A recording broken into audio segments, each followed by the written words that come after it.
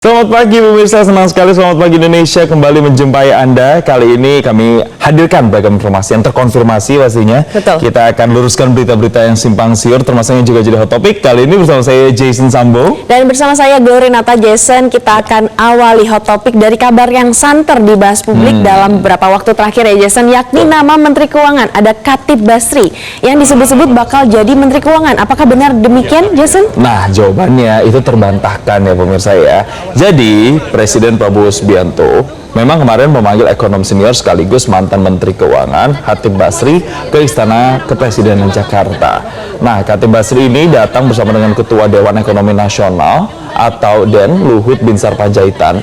Dan setibanya di istana, mantan Menteri Keuangan era Susilo Bambang Yudhoyono, Khatib Basri itu juga tidak banyak bicara kemarin. Tidak terlalu banyak statement yang diberikan, enggan membeberkan agenda pertemuannya juga dengan Presiden Prabowo Subianto. Dan Khatib Basri meminta materi pertemuan ini ditanyakan ke Ketua DEN yaitu Luhut Binsar Panjaitan. Dan dirinya juga enggan merespons soal namanya yang memang belakangan ini di sosial media kan santer ya disebut pemirsa akan masuk ke Kabinet Merah Putih. Sementara anggota Dewan Ekonomi Nasional itu juga menyatakan bahwa dirinya tidak mempercepat kepulangannya ke Indonesia karena kegiatan di Harvard University memang sedang libur. Jadi kita akan sama-sama kembali melihat pernyataan yang disampaikan Khatib Basri selengkapnya berikut ini. Boleh berbagi dong, ini pembahasannya apa? Iya, termasuk Pak Khatib kan? Nama Bapak Santer akan masuk jadi masa? Ya, kabinet itu bos kabinet. Dari tadi ada komentar sampai Dia Pak, Itu pulang dipercepat ke Indonesia emang ada kaitannya sama itu? Ini berarti nanti pertemuannya sendiri atau bareng Pak Luhut juga Pak Khatib? sama Pak Luhut bareng. Bareng, bukan empat mata? Bukan empat mata? Yang membahas ekonomi juga? Kan pemerintah itu pelemahan rupiah atau...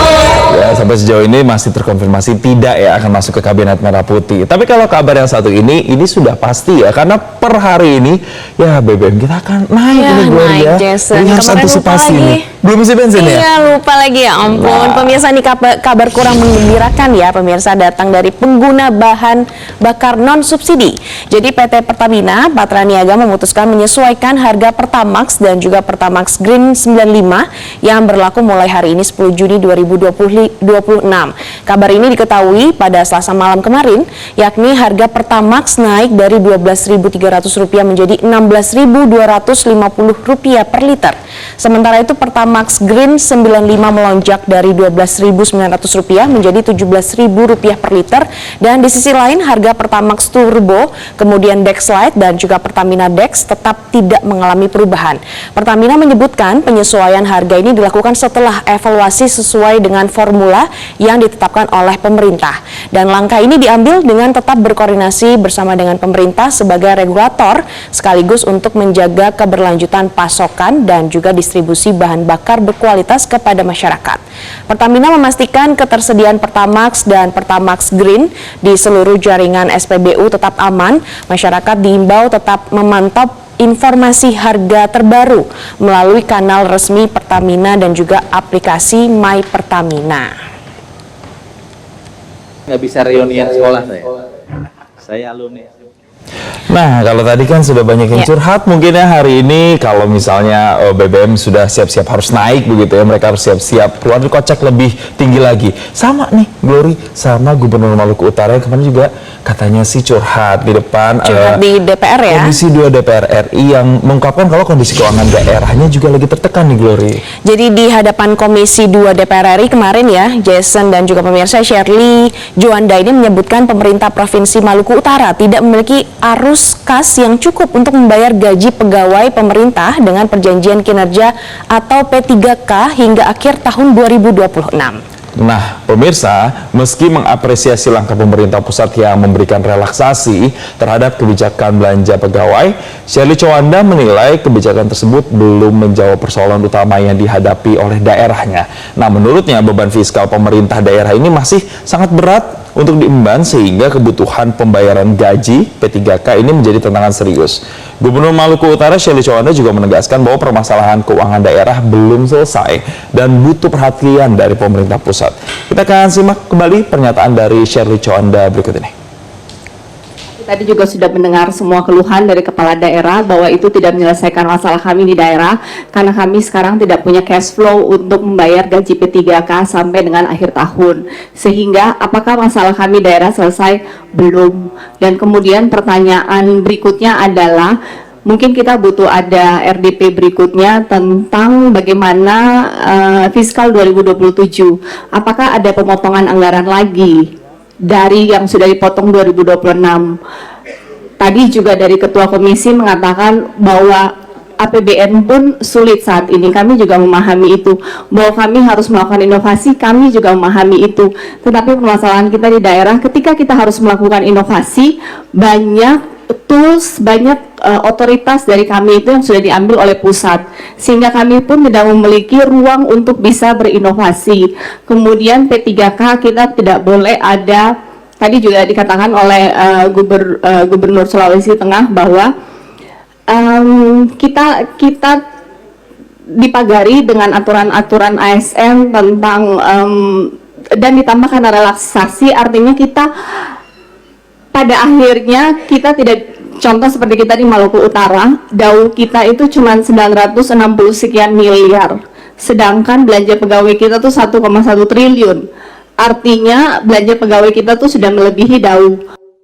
Wah, jadi cukup banyak ya PR dari pemerintah pusat untuk kedepannya terus belajar membaik ya, Jason ya. Karena di sana juga yang P3K ini menjadi concern utama dari pemerintah daerah di Maluku Utara. Karena sekali lagi itulah gajinya yang kemudian sulit dibayarkan. Makanya butuh kebijakan dan juga intervensi langsung untuk kemudian bisa membayar gaji dari P3K yang ada di Maluku Utara. Tapi kita pindah dari hot topic yang tadi ke hot topic berikutnya. Kalau ini pemirsa terjadi di Bulukumba, kenapa kalau mungkin Anda lihat di sosmed saat ini sedang ramai, ada nasib tragis yang dialami seorang pelajar bernama Elmi Febrianti yang meninggal dunia setelah terjatuh ke laut di kawasan wisata Pantai Tebing Apalarang di Kecamatan Bonto Bahari, Kabupaten Bulukumba, Sulawesi Selatan.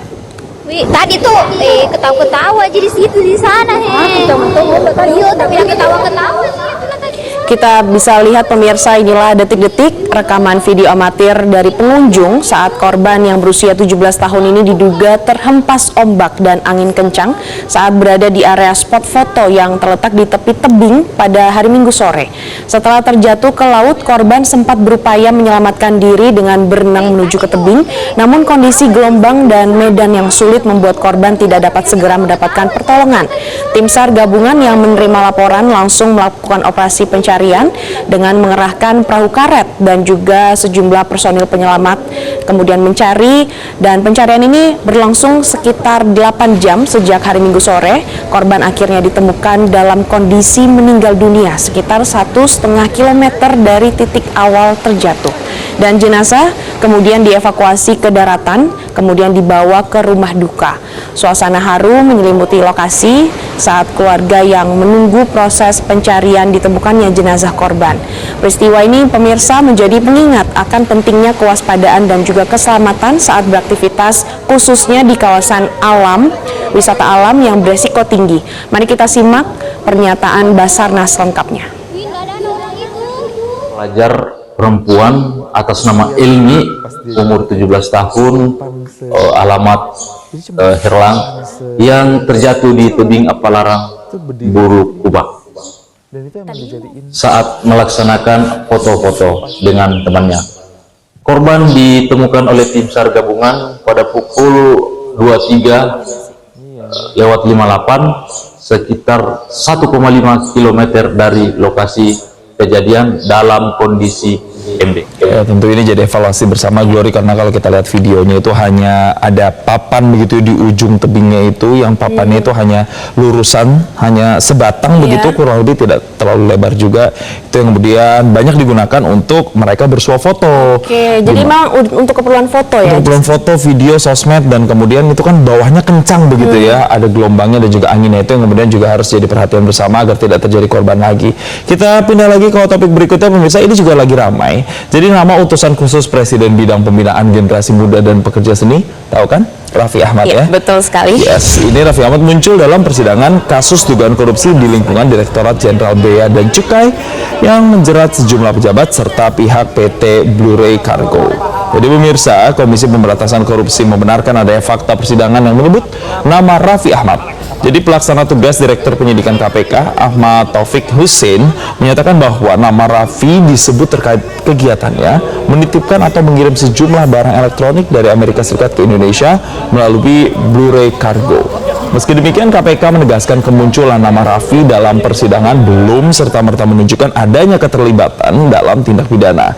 Tapi hingga saat ini penyidik mengakui belum menemukan fakta yang menguatkan aktivitas tersebut itu jadi bagian dari rangkaian dugaan suap dan gratifikasi yang sedang diusut KPK. Tapi KPK memastikan akan menelaah lebih lanjut fakta-fakta yang terungkap di persidangan. Dan kita akan simak pernyataan KPK selengkapnya. Saudara RA ya, ini seperti apa? Ya betul, karena memang itu sudah fakta persidangan, artinya itu juga dari hasil pemeriksaan saksi-saksi ketika di proses penyidikan. Jelajahi cara baru mendapatkan informasi. Download Metro TV Extend sekarang.